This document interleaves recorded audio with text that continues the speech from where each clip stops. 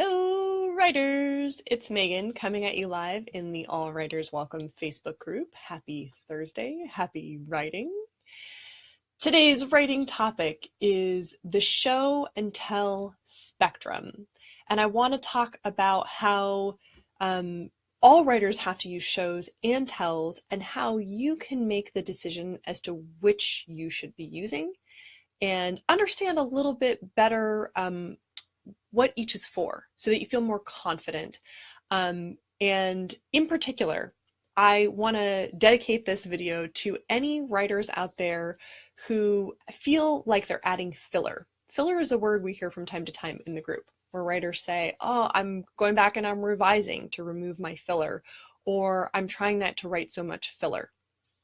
Filler is what happens to us when we're trying to put in more show in a place where it doesn't necessarily belong, or where we're not clear on our goal. Maybe the show does belong there, but we're not clear on why. And so what we're adding in feels like filler, it feels like fluff, instead of a really cool, integral, exciting part of our story. So if you have questions or comments about showing versus telling, I invite you to put them in the comments, and I will respond to them, and I'd love to hear your thoughts about showing and telling. So I want to start out with the spectrum. I think a lot of things in writing are on spectrums. I think there are very few things in writing where there's really a strict either or. You know, it's binary. You do this or you don't do this. It's an on-off switch. Most things come on a spectrum. So I want to give you a sense of what, in my opinion, are at the two extremes of the spectrum of show and tell. At the extreme tell end would be a summary of a movie. Somebody goes to see a film and then gives you a one-paragraph blurb, what it was about. That is an extreme tell. You didn't get to experience any of it for yourself. You relied completely on somebody guiding you through the experience. Okay. On the extreme show end would be when you see and experience absolutely everything without any kind of curation or narration. And a great example of that is the Paranormal Activity movie series, because those are filmed as if they're from security camera point of view. So we see pretty much everything. In fact, people can instantly recognize probably a scene from one of these movies because you've got this view from up above and you're a lot of times watching people sleep, right? So that is an extreme show. Like, we're going to just show you everything. You decide, you figure out what are the exciting parts and not exciting parts.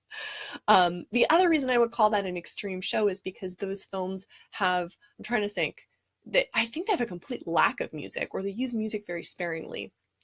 Whereas in another horror film, the music helps to tell you how to feel, right? The music is there giving you some clues and some cues. Okay, so those are our two extremes.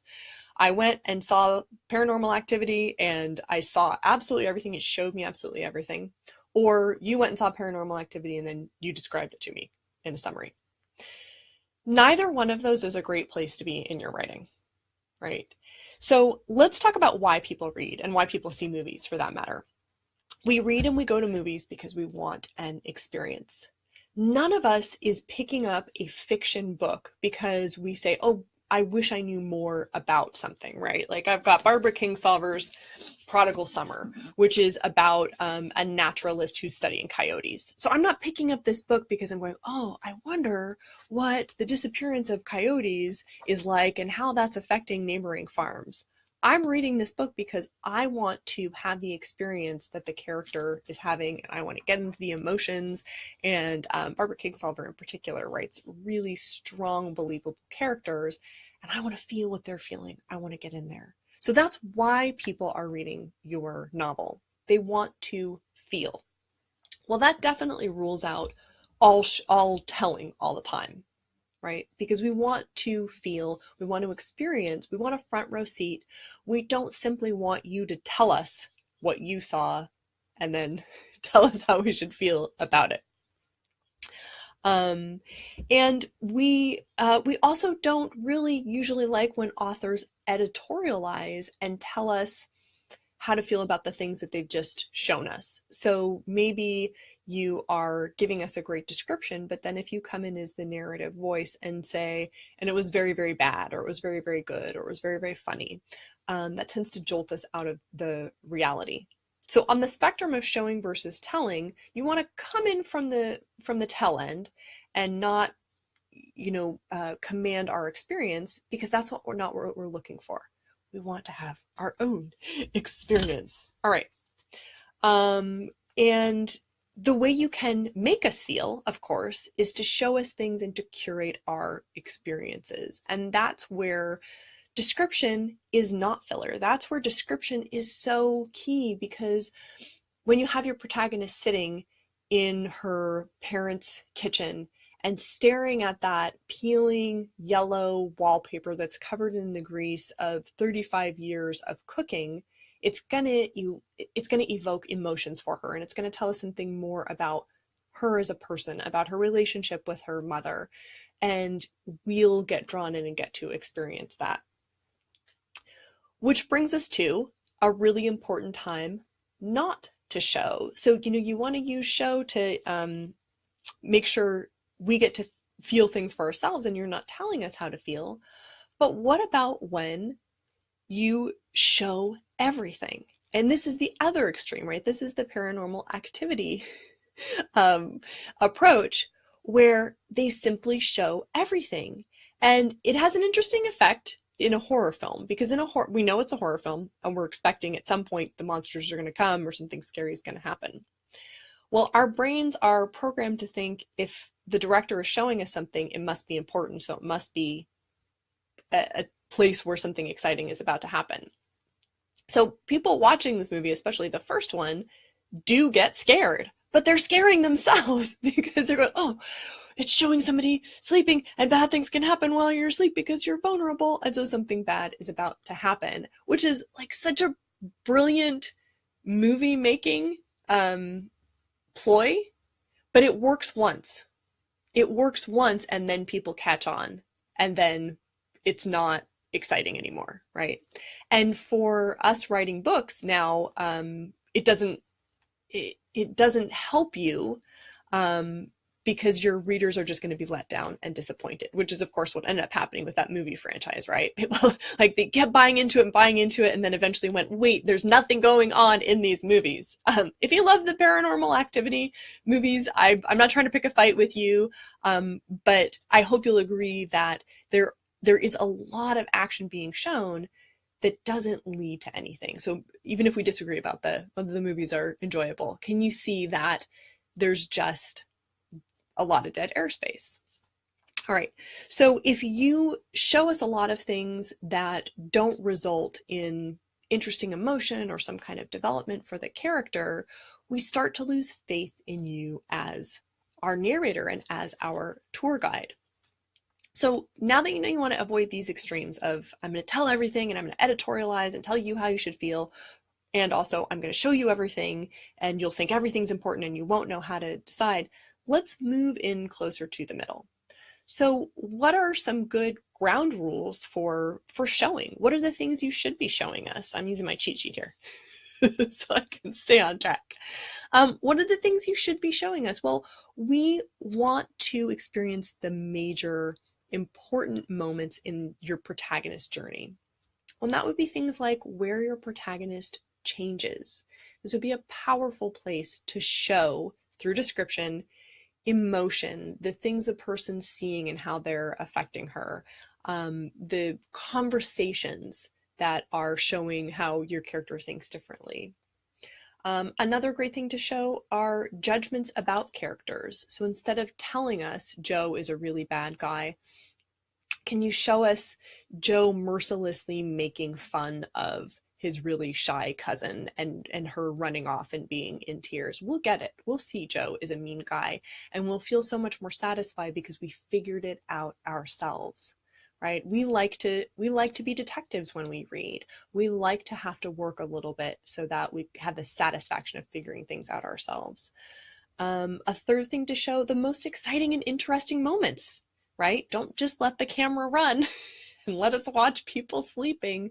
Show us those scenes where something interesting is happening. And this means your show is going to involve action and probably also dialogue.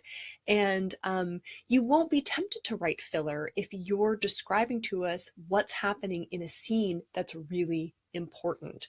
The escape from somewhere or a fight between two characters. Those things will naturally flow as strong shows because you'll know, oh, it's really important for you, my reader, to see this development or event that happened. Another great way place to show is the nature of your world, especially if you're writing sci-fi, fantasy, any kind of paranormal story.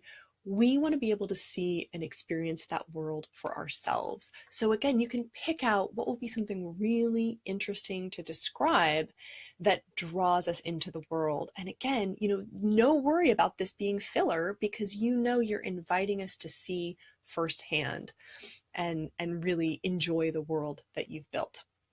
You may still end up having to cut some of the shows that you write about your world, but it will most likely be about pacing, right? Because you won't want to interrupt the action of your story with too much description of the world. But it's not going to be because it's filler if you're describing the most important components in the world and showing us how they work, really putting us there in the scene. And then a fifth piece that you want to show us is the nature of the universe. And the difference between that and the nature of the world is that this is answering the question, is this a good place or a bad place to be your character? This will be linked to your theme. Is this a kind of construct where you can count on being rewarded if you are a good person, or being punished if you're a bad person, or are things kind of wobbly, or is it just a neutral space and there's no punishment or reward? That's also something we really want you to show us. What are the outcomes for characters? And then the sixth really important point to remember about this is that showing doesn't mean flowery language. Some people hear show us what's going on or describe what's going on and think, oh, my narrative style and my genre are not these long, flowery, flowy descriptions. That is not what show means. Show simply means put us as the readers in the front row seat and let us watch. You might have short sentences, fast-paced action. He did this, he went there, he drove, the smell of the exhaust, the bullets zinging after him. If you watch an action movie, this is a great way to think about the difference between the pace and the style of narration for a different genre, because an action movie cuts really quickly from one thing to the next, or is moving. Maybe it's one shot, but things are moving, things are happening, right? A more contemplative, romantic movie might have long shots or pans or close-ups, right? And we're really seeing the emotion. Well, our writing can do exactly the same thing. Both are still showing us what's important, showing us interesting developments and interesting components of the story. All right, so I'm going to go back and summarize.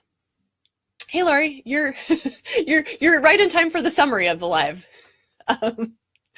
So you didn't miss all of it. Here's the summary of it.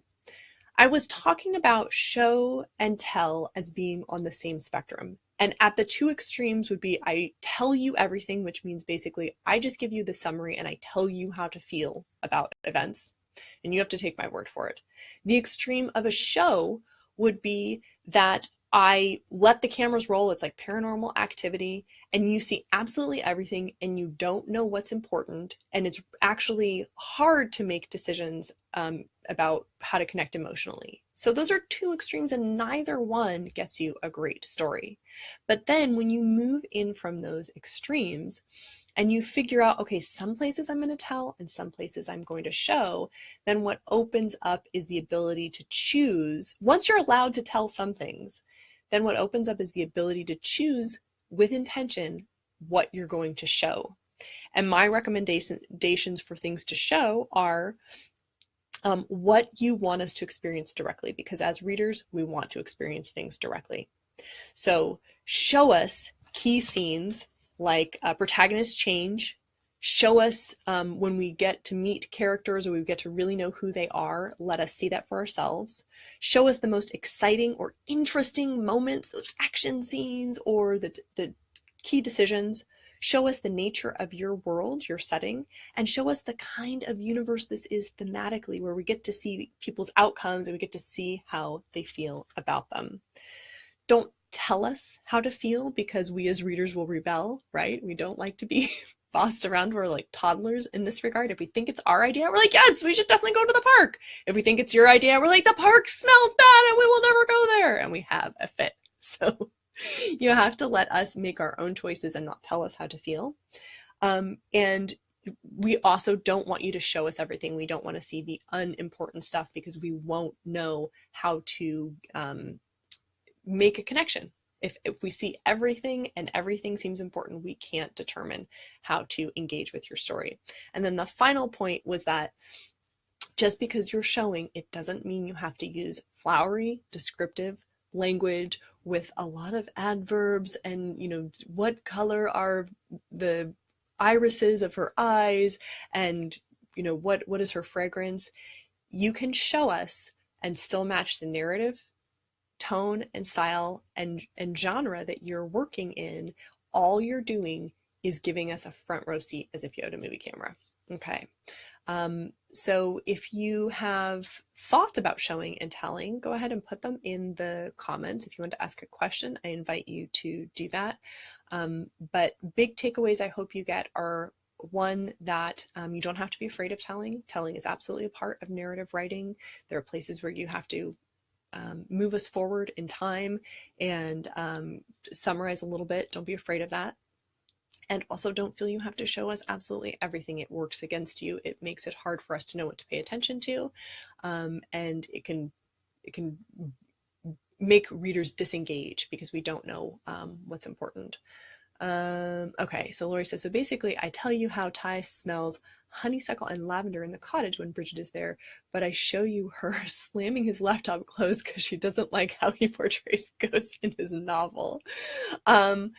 It's just a matter of what's important to you, Lori. Like, why the smell of honeysuckle and lavender seems like something we're watching him experience. Is that important? Is that a clue for us as readers? Here's something else to consider. If you're using foreshadow, you know, if I know your story of it because you're in the academy, but if the smell of honeysuckle and lavender is a foreshadow, if that's something he experiences every time Bridget is near or he's making a connection with her, maybe you do want to show that so that you can drip that clue out, as it were. Instead of summarizing it. If you summarize it, we might guess too soon that that's part of we might guess the answer to the mystery a little too soon. But definitely we want to see her slamming the laptop closed and how he reacts to that and how he deals with that. And Ella is giving us a great example of telling us too much detail, showing us too much detail. And then I went to the bathroom and I blew my nose, right? We know people have bodily functions. If you're writing a scene where a character is going to the bathroom, we're expecting something is going to come of that, right? Like, oh, she's about to, you know, discover she's pregnant, or he's, I don't know, about to get eaten by the toilet monster. So you don't put in the stuff that we don't need. Let's keep the conversation going about show and tell. You do not need to be afraid of telling, and you do not need to show us everything. And definitely you do not need to put filler in if you are choosing, if you're selecting the scenes that are important and giving us descriptions of those so we get to experience them firsthand. All right, I wish you all a happy Thursday and happy writing.